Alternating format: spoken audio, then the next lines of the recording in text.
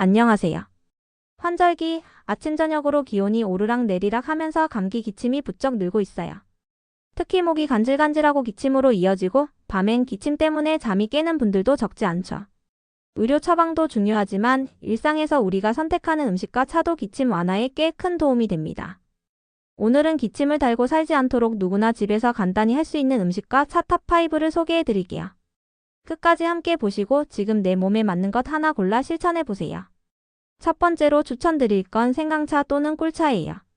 생강은 항염 항산화 성분이 높아서 기침으로 인해 목과 기관지가 예민해졌을 때 진정 효과가 있어요. 실제로 연구에서는 생강 추출물이 목과 기도에 자극이 있는 기침 빈도를 줄였다는 결과도 있어요. 꿀 역시 기침 억제에 탁월합니다.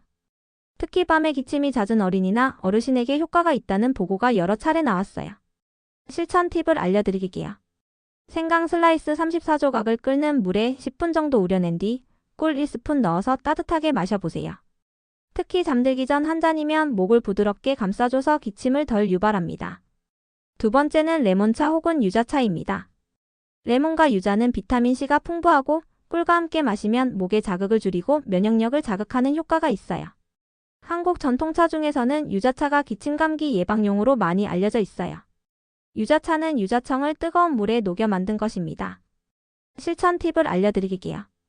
유자청 또는 레몬 슬라이스와 꿀을 따뜻한 물에 녹여서 천천히 마셔보세요.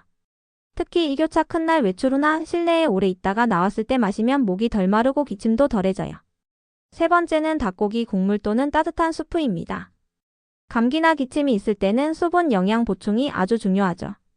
닭고기 수프는 단백질, 수분, 미네랄을 쉽게 공급해주고 따뜻한 국물 자체가 목과 기도를 진정시켜줘요. 실천 팁은 간단합니다.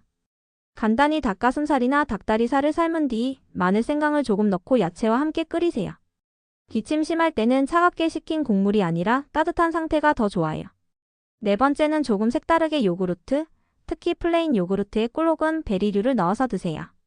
요구르트 같은 유산균 식품은 장 건강을 통해 면역 기능에 긍정적이라는 연구가 많아요.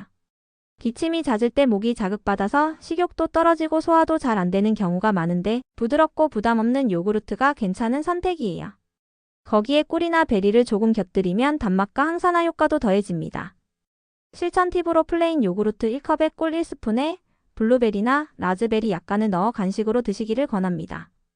너무 차갑지 않게 실온에 조금 놔뒀다가 먹는 게 목에 부담이 덜해요. 마지막 다섯 번째는 채소 과일입니다. 구체적으로는 브로콜리, 시금치 같은 잎채소와 감귤류 과일을 추천해요. 이들 식품에는 항산화, 항염 성분이 풍부하고 몸이 외부 자극을 받아 면역이 떨어졌을 때 회복을 도와줘요. 특히 기침이 난 뒤 목이나 기관지가 예민해질 때 소화 자극이 적은 이런 채소 과일이 회복식으로도 좋아요. 실천 팁 드릴게요. 하루 한 끼 채소 중심으로 바꿔보세요. 예를 들어 브로콜리 데치기, 시금치 나물 조금, 감귤 한두 개. 단 과일은 너무 무르지 않고 상큼한 걸로 선택하는 걸로요. 환절기에 감기 걸리지 않고 건강 잘 지키시기 바랍니다. 오늘도 건강하고 행복한 하루 되세요.